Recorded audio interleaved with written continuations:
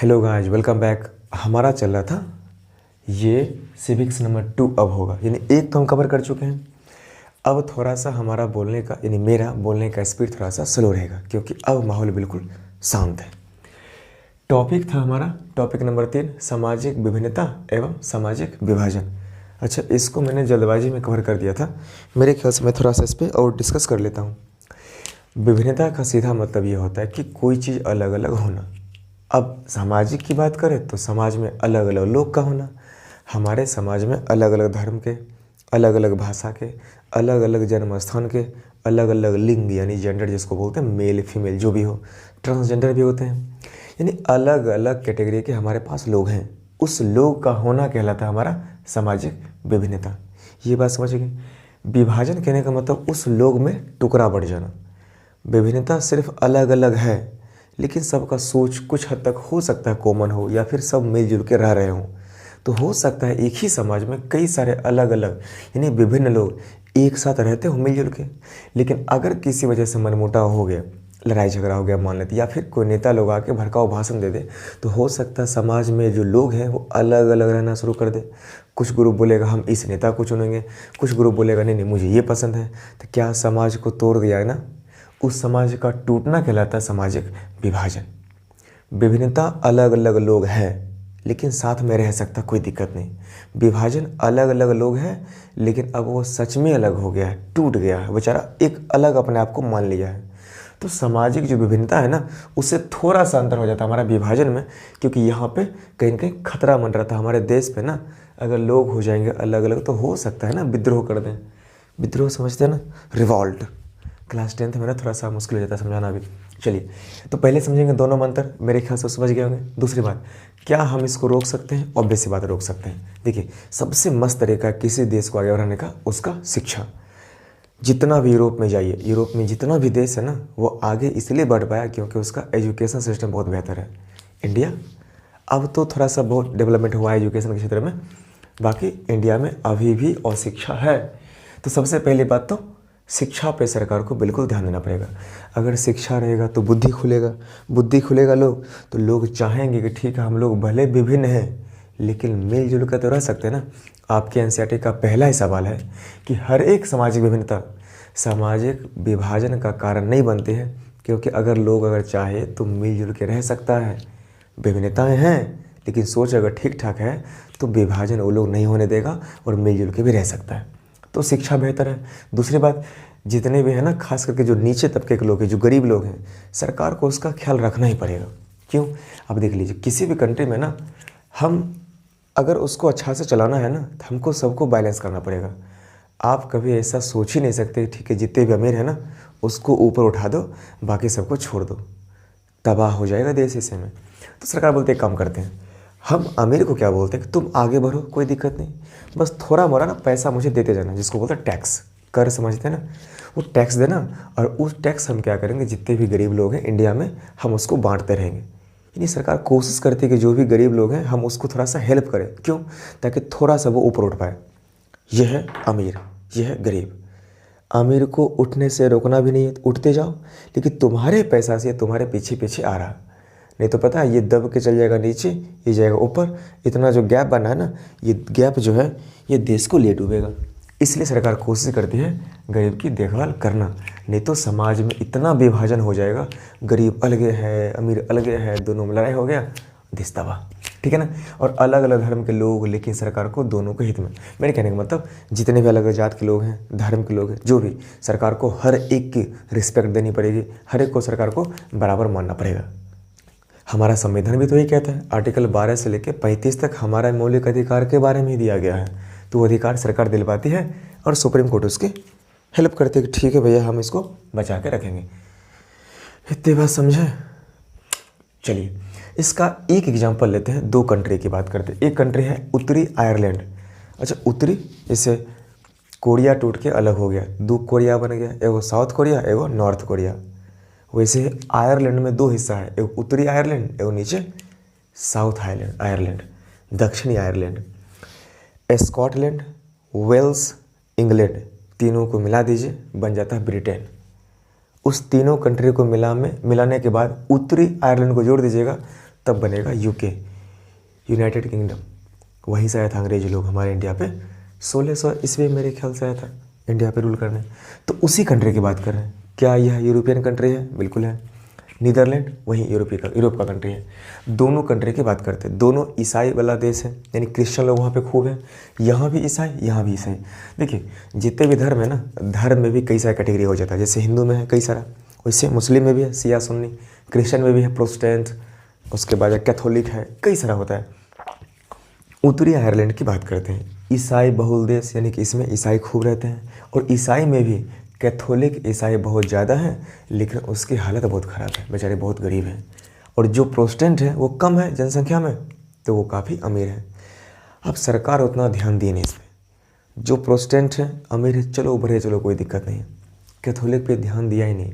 अब मुझे बताइए, क्या जितने भी गरीब लोगों से गुस्सा नहीं आएगा? वो लोग अपना ग्रुप बना लिया, वो मान लिया कि समाज के हम लोग अलग हिस्से हैं। हो गया ना सामाजिक विभाजन। अगर सरकार दोनों को बराबर मानती, दोनों का ख्याल रखती, तो इसमें समस्या नहीं होता। तो यहाँ प्रोटेस्टेंट बोलते हैं इसको, प्रोटेस्टेंट और एक कैथोलिक, दोनों के बीच बिल्कुल समाज बट चुका है। और इसमें कई बार, इसलिए बोलते हैं यहाँ पे यह 2 वर्गों में बट गया है। और इसलिए यहाँ पे कई बार मारपीट भी होता है भयंकर तरीके से, मुक्का मुक्की नहीं, बहुत भयंकर तरीके से। उसके बाद नीदरलैंड की बात करते हैं, यहाँ भी ईसाई खूब है। यहाँ पे कैथोलिक प्रोटेस्टेंट भी ठीक ठाक है, और दोनों में अमीर भी है और दोनों में गरीब भी है, यानी कि दोनों मिक्सअप हो गया इसमें। सरकार बोलेगी अगर इसको हम इस तरीके से करें ना, जैसा ये हाल था, ये भी दिक्कत हो जाएगा ना इसको भी। वो पता क्या किया, मतलब एक काम करते हैं, चाहे प्रोटेस्टेंट हो चाहे कैथोलिक हो, दोनों का देखभाल करेंगे। और जो नीचे दब गया ना, चाहे कैथोलिक चाहे प्रोटेस्टेंट दोनों हो, हम उसको भी उठाएंगे। यानी इसमें दोनों लोग को लेके चला, और ये भूल गया था कि धर्म में हमारा कैथोलिक है कि हमारा प्रोटेस्टेंट है। और ये कैथोलिक को नीचे मान लिया था ना, और प्रोटेस्टेंट को ऊपर मान लिया था।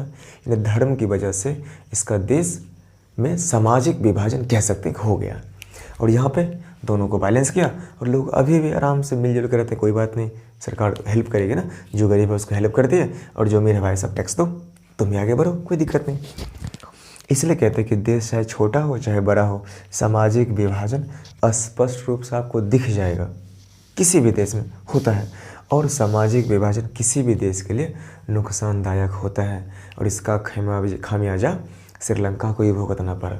कई सारे देश है, अगर जनता को बैलेंस नहीं किए, जनता भाई साहब है विद्रोही, विद्रोह कर देगा, आप दब जाओगे, सिंपल सी बात। ठीक है ना, समझ रहे हो ना मेरी बात। एक्चुअली बात यह है कि मैं क्लास 10th का पहली बार रिकॉर्ड कर रहा हूँ। अब मुझे पता ही नहीं चलता कि ठीक है कौन लोग हैं सामने में। कभी कभी लगता है ठीक है बच्चे हैं, कभी कभी लगता है कि बड़के बच्चे हैं। तो बड़का बच्चे को सोच के छोटा तो नहीं समझा सकते हैं ना, ये दिक्कत हो जाता है। ठीक है, चलिए अब बात करते हैं क्या जाति। अब इसी में देखिए, सामाजिक विभाजन की जब बात करते हो जाति भी आता है। तो क्या जाति का प्रभाव पड़ता है राजनीति पे, पॉलिटिक्स पे? बिल्कुल पड़ता है। आपको यूपी में मिल जाएगा अच्छा खासा ऐसा एग्जाम्पल, मेरे ख्याल से आप नहीं समझे होंगे। सिंपल समझिए, नेता लोग क्या करता है, एक खास जाति के लोग को, जो ग्रुप है ना, उसको बहला फुसला के बहका के बोलता है कि आप मुझे वोट दीजिएगा, आपको हम ये दिलवाएंगे। और वो जो जात है ना, वो पहले से मान के बैठा था कि हम तो समाज में नीचे हैं। एक व्यक्ति आया है जो मेरा ख्याल रखने वाला, वो नेता, उसको चुन लेता है। वो नेता उसकी भलाई करे ना करे वो बाद की बात है, अल्टीमेटली फ़ायदा तो उठा लिया ना। सही है गलत है उसका मुझे कोई कमेंट नहीं करना है, बस ये बताइए क्या नेता लोग इसका फ़ायदा उठाते हैं कि नहीं?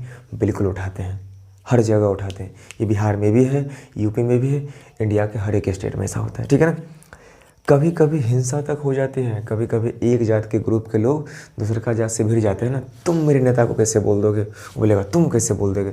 इसे तुम करते करते हो गया हिंसा, मारपीट। और इसी सब से बचने के लिए सरकार बोलती है भैया अगर तुम लोग नहीं झगड़ोगे हम तुमको देंगे आरक्षण, यानी रिजर्वेशन। मेरे कहने का सिंपल मतलब ये है, सरकार बोलती है कि जो नीचे दब गए हो ना, हम उसको हर एक जगह फ़ायदा देंगे। कैसे? राशन मिलता है, बिल्कुल मिलता है। तेल मिलता है, बिल्कुल मिलता है। घर मिलता है, बिल्कुल मिलता है। जितनी भी सरकार स्कीम लाती है ना, ये सब लोग जो नीचे रह गए ना, जो नीचे जात के मानते हैं, सरकार उसको देती है आरक्षण। उसी को बेसिकली बोलते हैं कि ताकि ठीक है जो अमीर है उससे टैक्स से पैसा लिए, उससे सामान खरीदे, बाकी सबको बांट दिए, ये भी खुश आराम से। ठीक है ना, तो इसलिए अब देखिए SC ST OBC सरकार बोलती है हम कितना का नाम याद रखेंगे, काम करते हैं। देखिए हमारे इंडिया में कई सारा जात है, बहुत ढंग के जाति हैं। सरकार कुछ जाति की झुंड यहाँ रख दी है, कुछ जाति की झुंड यहाँ पर रख दी है। एक का नाम रखा SC, एक का नाम रखा ST, एक का नाम रखा OBC। नाम तो सुने होंगे ना। सरकार बोलती कई सारा जाति के झुंड को बोलेंगे SC, कुछ जाति के झुंड को बोलेंगे ST, किसी का OBC और बाकी सब जनरल। तो SC का मतलब हो गया शेड्यूल कास्ट, अनुसूचित जाति। ST शेड्यूल ट्राइब, अनुसूचित जनजाति। OBC अदर बैकवर्ड क्लास, यानी क्या बोले उसको, अन्य पिछड़ा जाति। अब सरकार तो इसको भी दो भाग में बांट देना, creamy layer, non creamy layer. तो मेरे ख्याल से इतनी बात समझ गए कि जाति का इस्तेमाल पड़ता है, कौन करता है, राजनेता लोग। क्यों करता है? फायदे के लिए, और ये उसका जाति का ग्रुप है। चौथा हमारा पॉइंट है सामाजिक विभाजन के 3 निर्धारक तत्व। मैं ठीक से बोल भी नहीं पा रहा हूँ, पता है, थोड़ा सा मैं पानी पी लेता हूँ।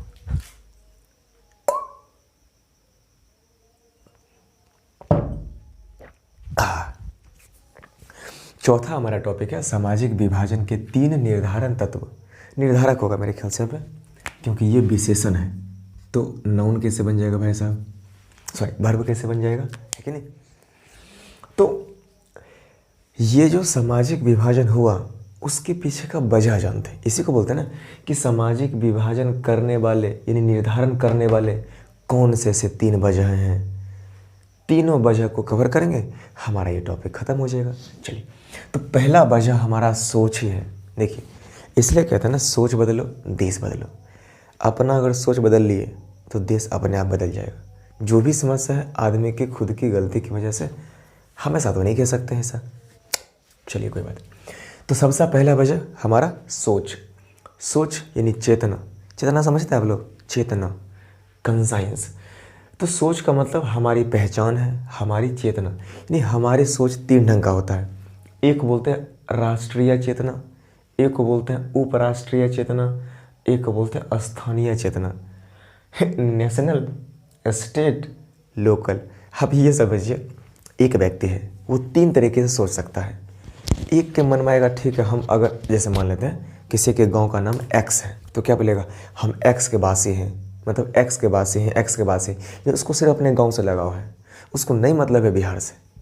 एक व्यक्ति हो सकता है वो गांव से थोड़ा सा ऊपर उठ जाए और उसको बोले हम बिहारी हैं, हम बिहार के हैं, उसे गांव से नहीं मतलब है। एक हो सकता है लोग बोले हमको ना गांव से मतलब, ना हमको राज्य से मतलब है, हमें सिर्फ अपने देश से मतलब है, हम भारतवासी। 3 सोच, गांव के लेवल का, राज्य के लेवल का और देश के लेवल का। इन तीनों सोच को हमको बैलेंस करना पड़ेगा। जब तक बैलेंस नहीं करेंगे ना, तब तक हमारा सोच ठीक ठाक हो ही नहीं पाएगा। मेरे कहने का मतलब व्यक्ति के पास तीनों सोच है, हमें तीनों को बैलेंस करना पड़ेगा, तब जाके हम कहीं ना कहीं सामाजिक विभाजन से दूर जाएंगे। समझे मेरी बात। हम मान लेते हैं ये बंगाली जो बोलता है, जो पंजाबी बोलता है, ये सब क्या है, ये राज्य के बारे में सोच रहा है ना, उसे मतलब ही नहीं है कि ठीक है देश क्या है। मतलब है, मेरे कहने का मतलब अगर सिर्फ इस बात पे अड़ जाए कि हमें सिर्फ बंगाली से मतलब है, हमें सिर्फ पंजाबी से मतलब है, तो भाई साहब देश कहाँ जाएगा। देश को तो सबको मिला के रखना है ना। तो कम से कम ऐसा सोच रखो कि एक हमारा देश बिल्कुल मिल कर रहे।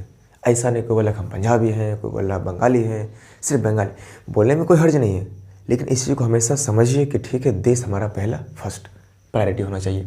इसलिए कहते हैं कि हमें तीनों चेतना को बैलेंस करना पड़ेगा, किसी भी एक पे हावी नहीं होना। कोई सिर्फ गांव को लेकर ऑब्सेस्ड है कि ठीक है गांव ही हमारा है, उसके अलावा कहीं जाए राज्य, कहीं जाए देश, उससे कोई फ़र्क नहीं पड़ता। भाई साहब टूट जाओगे। सिर्फ राज्य लेके पड़े हुए, देश छोड़ दिए तो भी टूट जाओगे। देश को एक मानो और अल्टीमेटली हमें कहीं ना कहीं तीनों को बैलेंस करना पड़ेगा। मेरी बात समझे। चलिए एग्जाम्पल, बेल्जियम। बेल्जियम में जो है ना, बेल्जियम यूरोपियन कंट्री है, यानी यूरोप का देश है। बेल्जियम में देखिए भाषा जर्मन भी लोग बोलता है, डच भी बोलता है, प्रोटेस्टेंट भी लोग हैं, क्रिश्चियन कैथोलिक भी हैं। लेकिन कोई नहीं बोलता कि ठीक हम प्रोटेस्टेंट हैं, हम ये क्रिश्चियन हैं, हम वो क्रिश्चियन हैं, हम जर्मन हैं, हम डच हैं, हॉलैंड वाले हैं। ये कहता है हम सिर्फ बेल्जियाई हैं। इसलिए हमें भी ये कहना चाहिए वी आर इंडियन फर्स्ट।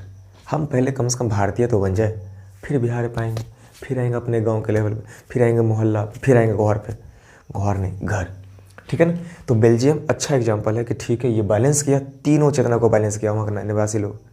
हमें मतलब ही नहीं है धर्म से, हमें मतलब ही नहीं राज्य से, हमें सिर्फ मतलब है कि वी आर बेल्जियाई, यानी हम बेल्जियाई के निवासी हैं, ख़त्म बात।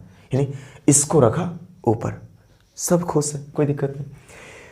एक तो हमारा वजह ये हो गया कि समाज को विभाजन से दूर रखने का, यानी कि समाज को जोड़ के रखने का। अगला हमारा राजनेता, भाई साहब नेता क्या नहीं करवा देता है। तो नेता की बात करते हैं, हम मान लेते हैं नेता एक विशेष जाति से धर्म लेके जीत गया हो, वो तो उम्मीद करके आया था ना कि ठीक है तुम मुझे जिताओगे, तुम्हारे लिए करेंगे। अगर वो नहीं किया तो ही भड़केगा। हो सकता है वो जिस जाति से हो या जिस जाति का समर्थन लेके जीत गया हो, कैसा शुरू बोलना शुरू कर दिया। मेरे कहने का मतलब एक जाति के नेता मान लेते हैं, एक झुंड से वादा किया है कि तुम मुझे जिता दोगे तो मैं तुम्हारे लिए ये करूँगा। हो सकता है उस जाति के लोग उसको जिता दें। अगर मान लेते ये नेता क्या क्या जैसे जीतने के बाद गया सिर्फ उसी के लिए काम करा, बाकी सबको छोड़ दिया, तो भी देश में हो जाएगा सामाजिक विभाजन। भूलिए मत, आपके लिए सब बराबर है। हाँ, आपका सपोर्ट लीजिए, कोई दिक्कत नहीं, आप उसका सपोर्ट लीजिए, उसका लीजिए, कोई दिक्कत नहीं, लेकिन भूलिए मत अगर आप उसकी हेल्प कर रहे हैं तो आपको इसको भी लेके चलना पड़ेगा। इसलिए कहते हैं कि राजनेता विशेष वर्ग के लिए मांग कैसे रखते हैं, ये भी तो डिपेंड करता है ना। अब ध्यान रहे कि दूसरे वर्ग के लोग को समस्या ना हो। ऐसा ना हो कि ठीक एक खास जाति के लोग को उठाए जा रहे हैं, उसको हेल्प करते जा रहे हैं, बाकी सबको छोड़ दिए। ये हो जाएगा नाराज़ और समाज जाएगा दो भाग में टूट। पहले पड़ा मेरी बात, इधर है कैमरा, इधर है कैमरा। चलिए लास्ट हमारा है सरकार लोगों की समस्या तो सुने। आजकल पता है जनता चिल्लाते रहती है कि मुझे ये चाहिए वो चाहिए, सरकार पता नहीं कान में रुई डाल के सो जाती है। तो जब तक सरकार सबकी समस्या सुनेगी नहीं तो भी समस्या हो जाएगी। इसलिए कहते हैं कि सरकार को हर एक की बात सुननी चाहिए। हो सकता है ना डिमांड जायज़ ना हो, कम से कम सुन तो लो एक बार, सबकी समस्या सुननी चाहिए। अगर आप बार बार करोगे अनदेखा तो हो सकता है उस जात उस ग्रुप के लोग, मैं जात बार बार क्यों बोलता, उस वर्ग के लोग, उस विशेष समूह के लोग आपसे नाराज़ हो जाए। आप उसकी बात सुननी चाहिए था ना आपको।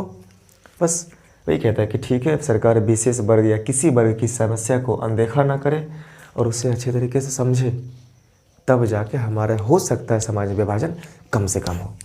तो क्या मेरी बात समझ पाए? विभाजन का 3 वजह, एक तो हमारा सोच है, दूसरा का हमारे नेता लोग हैं, तीसरा का उसका डिमांड कैसे रखते हैं उसमें, और इसमें कि आपको तीनों को या सब लोगों को साथ लेके चलना पड़ेगा। मुझे उम्मीद है मेरी बात आपको समझ में आ गई होंगी, और ना आए तो क्या कीजिएगा, डाउट कैसे पूछिएगा। समस्या ये भी है ना, आप लोग टाइप भी करते बिल्कुल स्लो तो उसमें भी टाइम जाएगा। कोई बात नहीं, एक बार कर लेना, ठीक है ना। शुभ रात्रि, गुड नाइट।